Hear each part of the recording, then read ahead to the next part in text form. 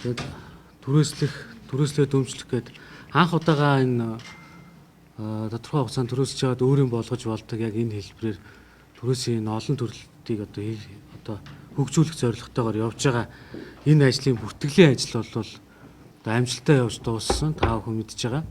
За энд нийтдээ 35,058 иргэн бүртгүүлсэн. За үүний 4,700 нь бол энгийн түрээс.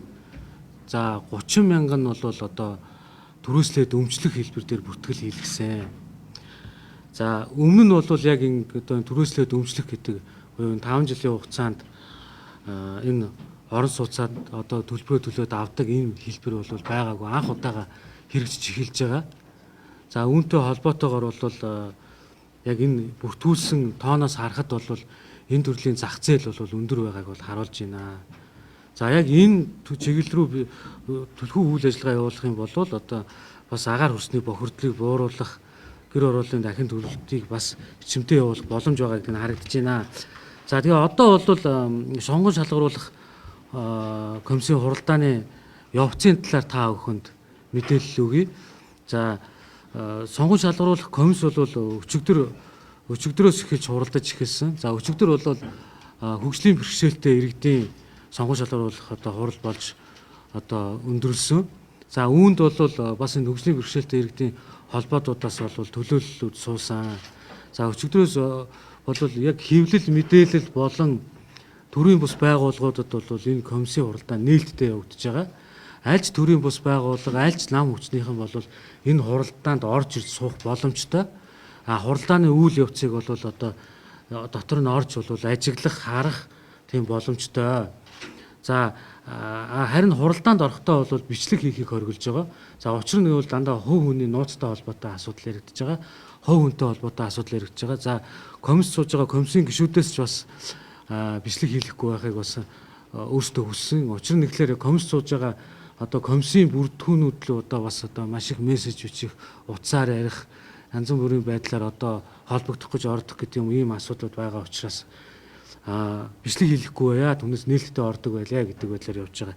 За яг энэ 35,000 иргэн бүртгэсэнтэй холбоотой энэ захин бүртгэлтэй холбоотойгоор сонгон шалгаруулах явцад бол одоо яг захин бүртгэл учраас тийм хүндрэлтэй бэрхшээлтэй зүйл бол одоогоор гарахгүй байна.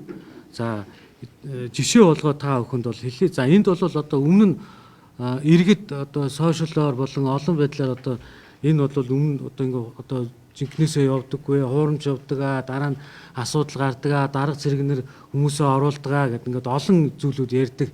Тэгээ энэ удаагийн энэ сонгон шалгаруулж байгаа процесс бол одоо ямар нэгэн гадны нөлөөгүй хин нэгэнд одоо давуу ирэх олох тийм ямар ч боломжгүйгээр явагдаж байна. За та бүхэн жишээ болгоод одоо эхнээс нь явагдаж байгаа нэг процессыг хэлэхэд одоо залуу гэр бүл гэсэн ангиллалын одоо өмчлөх одоо түрээслээд өмчлөх хэлбэр дээр нийтдээ 4,082 иргэн бүртгүүлсэн. За энэ дээр бол одоо 58 одоо иргэн орох одоо квоттой. За энгийн түрээс дээр нь 58, түрээслээд өмчлөх дээр нь 58. За түрээслээд өмчлөх дээр нь 4,082 хүн бүртгүүлсэн байна. За үүн дээр иргэдэд одоо ямар гол одоо асуудлууд гарч ийн гэхлээр эндээс 1356 иргэн болвол эхний шаардлага хангаагүй гэдэг үндслээр сонгон шалгаруулалтанд орох боломжгүй болж байгаа. За энэ нь эхний шалгуур үзүүлэлтүүд нь ямар шалгуур үзүүлэлтүүд юм бэ гэхлээр энэ манай журмын нийтлэг үндслэл дээр байж байгаа үндсэн шалгуур дээр байж байгаа. За Улаанбаатар хотод байнга оршин суудаг хэрэгцүүн чадамжтай иргэн, за гэр хороололд амьдардаг өөрийн өмчлөлийн инженерийн хангамжтай орон сууцгүй байх ёстой гэсэн. За гуравт нь бол тогтмол орлоготой, дөрөвт нь шүүхийн шийдвэрийн дагуу төлөх одоо үр төлбөргүй байх. За банк санхүүгийн байгууллагад чанаргүй зээлийн түүхгүй байх. За өмнө нь түрээсийн орон сууцанд хамрагдаж байгаагүй байх гэх мэтчлэн энэ нийтлэг үндслүүдээр бол шалгаруулалтанд орох боломжгүй болчихж байгаа. Үндсэндээ Улаанбаатар хотын иргэн биш хүн бол энд одоо бас бүртгүүлсэн байна. За өмнө нь түрээсийн орон сууцанд хамрагдаж байсан иргэн бүртгүүлсэн байна. За эсвэл одоо орон сууцтай иргэд бас бүртгүүлээд одоо ингээ хасагдсан байна гэсэн үг. Шалгаруулалтанд орох боломжгүй байна гэсэн үг. Одоо хасагдах биш шалгаруулалтанд орох боломжгүй байна гэсэн үг. За үүний тоон бол жишээ нь 1356. За үүнийг жишээ дээр одоо та бүхэн дээр дэлгэцэн дээр харуулъя. За одоо жишээ нь тэр төрсөн өдрийг л авчаарай. Төрсөн он сарыг нь харагдахгүй болгочоорой. Тэрийг нь багсгач. За жишээ нь одоо энэ дээр бид нар үндсэн үзүүлэлт шалгууруудыг нь та бүхэнд хэлж өгье. Жишээ нь одоо энэ залуу гэр бүл гэсэн англи дээр бол нэгдүгээрт нийгмийн даатгалд төлсөн хугацаагаар нь, за хоёрдугаарт гэр хороолд амьдрч буй агаарын чанарын бүсчлэлээр нь, гуравдугаарт хүүхдийн тоогоор нь гэж одоо журамд заасан байж байгаа. За яг энэ гурван үзүүлэлтээр жишээ нь одоо тайлбарлаад өгье. За энэ би нэг тайлбарлаж байна. За энэ урдлын 1-ээс 58 дугаар байгаа. Энэ бол одоо өөрөөр хэлбэл төвөслөлт өмчлөх хэлбэрийн залуу гэр бүлийн англи дээр одоо код дагуу шалгуурт тэнцсэн 58 ихний шатанд тэнцсэн иргэншилтэй захин бүртгэлээ дагуу. Одоо энд бол ID байна. Өөрөөр хэлбэл 418 гэсэн ID-тай 16 жил нийгмийн даатгалыг төлсөн агаарын чанарын бүрчлэлийн нэгдүгээр бүсд амьдардаг 5 ам бүлтэй 3 хүүхэдтэй сонгон найхан дүүргийн 25 дугаар орны эмэгтэй одоо манай шалгуураар гэрэлсэн эмэгтэй хамгийн ихэнд тэнцсэн байна гэсэн. Ингээд бид нар бүх шалгуурынхаа дагуу ингээд шалгууртаа хийгээд сая одоо энэ ангиллыг дуусч байна. Одоо ингээд 58 иргэн. За энд 58 иргэн л одоо бид нар мэдээлэл өгөөд материал одоо эдгээрээ батлах бүх материалаа их өөр авчрахыг шаардна. За ингээд хэрвээ энэ 58 дотроос ямарваа нэгэн одоо байдлаар материал нь дутуу, нэг бол буруу зөрүүтэй мэдээлэл өгөх хаач их салтагдахд орно. За тэгээд дараа нь яг үхээр одоо энэ 37 57 гэдэг ID-тай жишээ хүн одоо хэрэг дээрээс хүн байхгүй одоо ямар нэгэн алдаа доороосоо дээш дээр нөхөж орно гэсэн. Ингээд ажиллах ингээд бүгднийг ингээд эргэлдэж бүх ангилтаар ингээд. За тэгэхээр одоо жишээ нь түрээслээд өмчлөх гэсэн хэлбэрт одоо энэ залуу гэр бүлийн ангилал түрээслээд өмчлөхтөр жишээ нь 12 жилээс өснө үү те 12 жилээс одоо доош нийгмийн даатгалж төлсөн одоо иргэд бол одоо тэнцэж орж чадаагүй гэсэн үг. Тэгээ 12 жилээс дээшээгээ нийгмийн даатгал төлсөн одоо иргэд орж ирсэн байна гэдээ одоо ингээд харагдчихж байна. За энэ дээрээ бас дараагийн шалгуур үзүүлэлт нь гэр оролт амьдарч агаарын чанарын бүсчлэлээр нь за тэгээд мөн гэрлэлтэй хүүхдийн тоогоор нь гэдэг ингээд гараад ирчих. Тэгэхээр энд бол ингээд програмаар эрэм дараагаар ингээд гараад ирж байгаа учраас энд жишээнд голоос нь 6 жил ажилласан юм уу 5 жил ажилласан юм уу орох ямар ч үндэслэл боломж байхгүй. За энд одоо жишээ нь сонгуульч шалгаруулалтанд шалгараад гараад ирсэн иргэнийг бас бид нар шилэн байдлаар одоо захим энэ шалгарсан иргэдийг одоо гэрээ хийх төвшөнд нь бол очисон иргэдийг бол шилэн байдлаар бид нар сайтандаа бол байршуулаа явнаа. За яг үүнтэй ижилхэн ингээд бусад 8 7 ангилал нь бас яг ижилхэн яг энэ үндсэн шалгуур үзүүлэлтүүдээр ингээд эрэм дараагаараа явчихж байгаа учраас ямар нэгэн одоо голд нь одоо хин нэгэн давуу ирэх байдал нь тийм олох тийм ямар ч боломжгүй гэдгийг энэ дээр бол та бүхэн хараад одоо эндээс бол одоо дүгнж болноо. Тийм. Тэгэхээр 35-аас доош насны гэсэн түрүүн бас одоо нийтлэг үндслээр хасагдж байгаа одоо сонгон шалгуулалтанд орж чадаагүй байгаа иргэд гэж байгаа шүү дээ. Энэ дээр жишээ нь 35 наснаас доош гэж байгаа нь бид нар бүртгэл авж эхэлсэн өдрөөс одоо хугацааг тооцоод он сарын тооцоод тэрнээс одоо өмнө одоо жишээ нь 36 таа болцсон тохиолдолд тийм ээ тэр нь бол одоо энэ шалгуулалтанд орохгүй гэдэг яг ингээд журмынхаа өрөөнд ингээд заагаа авчиж байгаа. Тэгэхээр энэ бол 35-аас доош насныхан гэж ойлгож болно. За сая энгийн төрөөс дээр бол жишээ нь энэ 35 наснаас доош гэсэн ангилал дээр 6-аас дээш нийгмийн даатгал 6 жилээс дээш нийгмийн даатгал төлсөн одоо хүмүүс одоо дандаа багтаж орсон байх жишээ нэ. За жишээ нь одоо ахмад насн дээр гэхэд одоо насаар нь ажилласан жилээр нь гавьяа шагналаар нь гэж явчихж байгаа учраас за энгийн төрөөс дээр бол ахмад насн дээр нэг 86 нас орчим байх жишээ нэ дээш тэрнээс дээш. За дөрөвслөө дömсөлтөөр 90-с нас дээш насны байх жишээ нэ. За жишээ нь одоо сая одоо 12 жилтэй л одоо 11 дэх жилийг гаргаад одоо доошлол да. Жишээ нь 11 жилдээ ингээд дараас нь жигсаа явж байгаа орох боломжтой болоод гараад ирлээ гэхэд нөгөө шалгуур үзүүлэлтүүдийнхаа эрэмт дис дараагийнхын дагуу явчихна.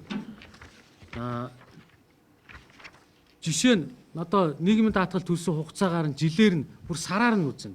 жилээр нь бас дахиад сараа гэр ороод амьдарч байгаа агаарын чанарын бүсчлэр нь үзэж байгаа бол дараа нь хүүхдийн тоогоор.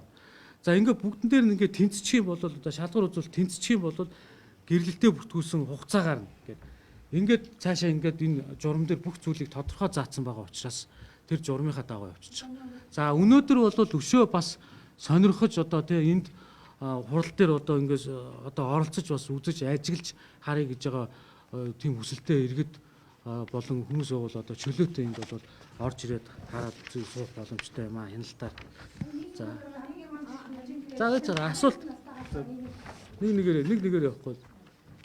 Одоо нийгмийн татгал хамгийн дээд нь 16 жил хүснэ гэж байна. Тэгээд 35-аас доош дахиад бүгдийг асаад тэгэхээр 19-ээс тавсаар нийгмийн татгал гэж хэлсэн байж байна. Ер нь бол тэгтээ ажил нийгмийн даатгал төлж эхлэх хугацаа чинь одоо насанд хүрсэн цагаас эхэлж нийгмийн даатгал төлөх боломжтой болж байгаа шүү дээ, тийм ээ. Тэгэхээр одоо насанд хүрсэн цагаас эхлээд нийгмийн даатгал төлж гинэ гэсэн үг. Тэгтээ одоо жишээ нь энд дээр шалгарсан 58 иргэдийг бид нар одоо материал авчир гэдэг одоо зүйлийг хэлнэ шүү дээ, эх 7 хоногт одоо. Тэгэхээр энэ үндсэн шалгуур энд бүртгүүлсэн мэдээллээр үнэн зөвөр нь материалаа авчираад энд хэрвээ худал мэдүүлсэн байх юм бол харж ихсаалтанд орно. Эсвэл материалаа бүрдүүлж ирж чадахгүй бол бас хасагдана гэсэн үг. Ингэхлээр дахиад дараачийнх нь одоо ээлжнийх нь ингээд ороод явна гэсэн үг. За энэ дээр бас дахиад комисс хуралдаж энэ асуудлуудаа шийдээд явна. Тэгэхээр нийслэлийн орон сууцны корпорацийн зүгээс бол хийсэн програм болон мэдээлэл дээр энэ дээр бол өнөөдөр ажиллаа явж байгаамаа гэж ойлгож байна. Өөр асуулт байна. Нэг мэдээлэл өгчтэй. За энэ бүх нийтээр нь болвол гарах одоо шууд дүн одоо бол хэлж болохгүй байна. Хэлэхэд арай боломжгүй байна. Яг тус бүрдчлэн яаж явж байгаа гэхэлэр жишээ нь мэдээлэл хичнээн иргэн хасагдчих байгаа гэхэлэр жишээ нь саяын мэдээлэлээр бол одоо энэ дээр доотлолт нь гарсан байгаа 4082 иргэн залуу гэрүүл өмчлөхөөр бүртгүүлснээс 58 квоттой 1356 иргэн шаардлага хангаагүй одоо хасагдсан байна гэсэн үг. Шаардлага хангаагүй байна гэсэн үг. Хасагдахгүй бүртгэлтэй байж байгаа. Гэтэ шаардлага хангаагүй байна гэсэн үг. Тэгэхээр энэ сонгон шалгуулалтанд орох боломжгүй л гэсэн үг. Ер нь бол нийтлэг харахад одоо ямар шалгуур үзүүлэлтүүдээр хасагдж ийнэ вэ гэхээр орон сууцтай хэрнээ одоо бүртгүүлсэн. Жишээ нь Улаанбаатар хотын иргэн биш хэрнээ бүртгүүлсэн гэх мэт юм уу тийм. Тэгтээ жишээ нь одоо энэ дээр одоо үзүүлэлтүүд нь одоо байж гараад байна. 35 наснаас дээш насны бүртгүүлсэн 235 хүн байна. За тийм ба. За агаарын чанарын бүсчлэлээр жишээ нь хасагдж байна тийм ээ. Тэр гурав дахь нь юу гэж байна? Гэрлээгүй. Энэ яг үндсэн шалгуур үзүүлэлтэн дээр залуу гэр бүл гэж байж байгаа шүү дээ тийм ээ. Тэгтэл гэрлээгүй хүрнээ бүртгүүлсэн хүмүүс бас байна. 35 нас хүртэлх насны залуу гэр бүл гэж байгаа маань үндсэн шалгуур үзүүлэлтэн дээр одоо гэрэлсэн байх ёстой. Байхад одоо гэрэлтээ батлуулаагүй хүрнээ бүртгүүлсэн. За мэдээлэл алдаатай нийгмийн даатгалын шимтгэлийн за мөн одоо юу гэдэг дэвтрийн дугаараа бүглөөгүй. За ингээд доошоо таны гэр бүлийн гишүүн өмнө улсаас ямар нэгэн хэлбэрээр орон сууц авч байсан уу гэдэг дээр авч байсан гэд бүгэлдсэн бол одоо бас энэ шалгуур үзүүлэлтэнд орохгүй болчихж байгаа юм. Тэгэхээр ер нь цаашдаа бол бид юунд анхаарах ёстой юм бэ гэхээр иргэд маань энд орон сууц гэдэг бол одоо тухайн өрхийн бол одоо хамгийн чухал зүйлээ. Одоо энэ одоо амьдралдаа гэдэг юм энэ насандаа бас нэг орон сууцсандаа байна гэдэг бол чухал зүйл. Тэгэхээр энэ чухал зүйлийг бүгэлж байгаа иргэд маань өөрсдөө мэдээлэл дутуу бүглэх гэдэг юм уу, буруу бүглэх гэдэг юм уу ингэн гэдэг бол хувь хүний өөрийнх нь одоо хариуцлагын асуудал. За яг комиссдэр бол одоо ингээ хурлаад явж хахад хөндлөнгөөр сууж байгаа хөндлөнгийн одоо ажиглагч нар хүртэл одоо нийлдэд одоо угаасаа мэдээлэл оруулаагүй байгаа тохиолдолд энэс одоо буруу мэдээлэл оруулсан байгаа тохиолдолд бол оруулах нь буруу юм а гэдэг зүйлийг бол олон удаа хэлж ирсэн. За энэ үднээсээ бол жишээ нь одоо нийтлэг үндсэн шалгууруудыг хангаж чадаагүй хэдэн хасагдаад бус нь бол ингээ ирэмлэгдээд гараад ирж байна гэсэн. Тэр бол одоо шалгуураа хангасан бол хэдэн жил гэрэл болсон байдаг хугацааг нь харна. Үндсэн шалгууртаа хэдэн жил гэрэл бол хамтдаа амьдсан гэх нь байна. Тэр бол үндсэн шалгуур гэр бүл гэрэлтэй батлуулсан гэдэг үндсэн шалгуур байгаагаас хугацаа бол нөгөө тэнцсэн иргэд дээр одоо жишээ нь түрүүн 11 жил дээр тэнцсэн иргэд дээр бүх үзүүлэлтүүдээр жишээ нь 3 хүүхэдтэй 3 хүүхэдтэй тий одоо 11 жил бүгдөө нийгмийн даатгал төлсөн бүгдөө агаарын чанарын бүсчлэлээр нэгдүгээр бүсэд байгаа тохиолдолд бүх юм тэнцсэн тохиолдолд одоо гэрэлтэй батлуулсан хугацаагаар нь харна гэдэг. Одоо бүх юм тэнцсэн тохиолдол гэж байгаа. Жишээ нь 11 жилтэй гээд тэгэхэд 11 жилтэй бүртгүүлсэн одоо 20 гаруй тооны хүн биш шүү дээ тий.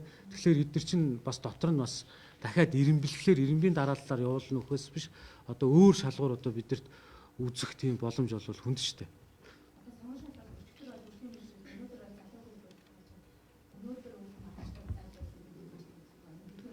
Өнөөдөр одоо ер нь бүгдийг нь яваад дуусчих тийм бодолтой байгаа тань. Одоо бол одоо ингээ үргэлжлээд хуралдана. Тэ эх 7 хоногоос мэдээлэл өгөөд эхэлнэ. Тэ мэдээлэл өгөөд эхэлнэ. Тэ. Энэ дээр бас нэг мэдээлэл хэлэх гэсэн юм. Энэ нөгөө иргэд хохирсан асуудлууд одоо их гарч ирээд байгаа байхгүй юу? Лойрын шинжтэй асуудлууд яваад байгаа. Тэгэхээр энэ нөгөө та хэд одоо харж байгаа энэ бүртгэл маань өөрөө юм байдлаа одоо юу гэдэг асуудалгүй явж байгаа. Шалгуурт маань бас ингээд ирэмн асуудал явж байгаа. Тэгэхээр ийм одоо хохирж байгаа иргэд байх юм бол энэ хууль нэлээд байгууллагууд яаралтай хандараад гэж хэлэх гээд байна. Тэгээ энэ дээр яг ингээд яг зориуд одоо бүр иргэдтэй бүр анхааруулж хэлэхэд энэ бүртгэлтэй холбоотойгоор одоо ямар нэгэн одоо голоос нь өөр хүн давуу байдал ирэх олох ямар ч боломж байхгүй. Тэгэхээр гадуур бол одоо бас энэ авилгал өгсөн, мөнгө өгсөн одоо мөнгө авч бүртгэж гин гэдэг асуудлууд их яригдж байгаа. Ийм холбоотой асуудлууд бол иргэд яаралтай цагдаа болон одоо хууль ёсны байгууллагад хандах ёстой. Тэгэхгүй бол иргэдийг бас гадуур одоо залилан хэлбэрээр бас иргэдийг хохироогоод байгаа тийм асуудлууд гарсан тохиолдлууд бас гарсан байна. Тийм болохоор иргэдийг бас үүн дээрээ анхаарах зүйтэй гэж одоо хэлэх анхааруулах гэсэн юм аа. За баярлалаа та бүхэнд.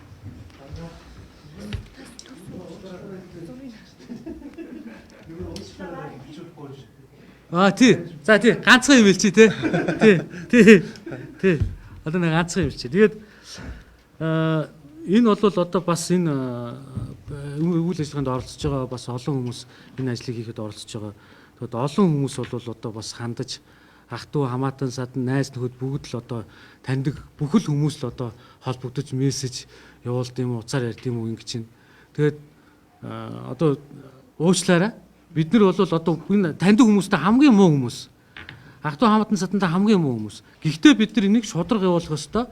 Яг энийг ийм сайхан шудраг сайхан ингэж явуулж байгаа харин энэ носкийн хамт болон нийслэлийнхнаар бол миний хувьд бол одоо бахархаж байгаагаад энэ ташрамд хэлчихье. За баярлалаа.